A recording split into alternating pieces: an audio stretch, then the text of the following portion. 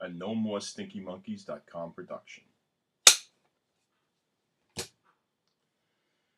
After MTV came out in 1981 and finally consummated the marriage between TV and rock and roll, it only took a show like Miami Vice a couple of years to figure out how to go to the next level and marry the music to the storyline. Getting the rights to the music was always a stumbling block, but what smart music managers realized was that getting your new artist and their song onto a popular television show was a great chance to expose the act to a huge new audience.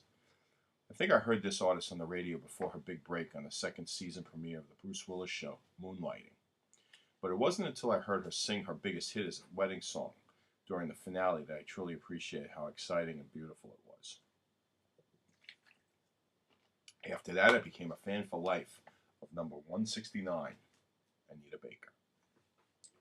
Born in 1958 in Toledo, Ohio, Anita Baker was abandoned by her mother at the age of 2 and raised by foster parents. Those parents died when she was 12 years old, and her foster sister then raised her. By 16, she was singing in Detroit nightclubs. She joined the funk group Chapter 8 at the age of 17 in 1975, and they were signed by Ariola Records. After releasing a few songs, Ariola was bought out by Arista in 1979, but they dropped the band from the label because they felt Baker had no star potential. She went back to Detroit and worked as a waitress and a receptionist in a law firm before a former associate at Ariola convinced her to start a solo career. She released an album called The Songstress in 1983 and had a top 5 hit on the R&B charts with Angel. But after winning a fight and lawsuit over a lack of royalties, she was able to leave that record label and sign with Elektra Records. Now she had creative control over her music, and in March 1986 released her second album, Rapture. Her first single didn't catch on, but her second single, Sweet Love, reached number 8 on the pop charts, and her career took off.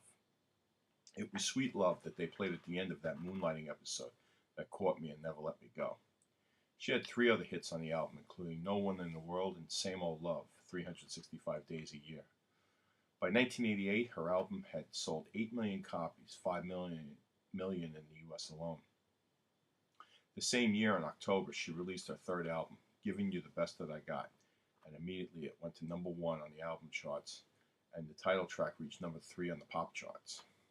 She had mild commercial and award success after that, but took some big years off to raise her 2 sons.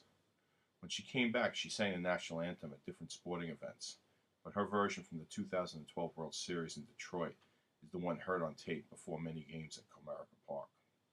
She was always giving us the best that she got from the Predator.